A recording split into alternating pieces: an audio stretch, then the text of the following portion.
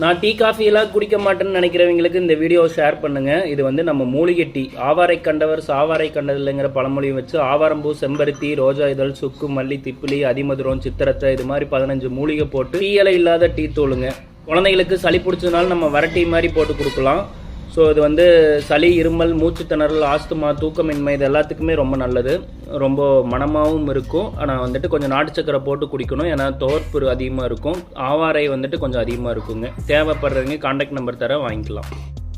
1 tumbler தண்ணியில் அரை ஸ்பூனை விட கொஞ்சம் கம்மியாக வந்து டீ தூள் போட்டு அதுக்கப்புறம் வந்து கொதிக்க வச்சு இறக்கும்போது நாட்டு சக்கரை இல்லை கருப்பட்டி, வெல்லம் இல்லை பனங்கள் கண்டு கூட போட்டு குடிக்கலாங்க.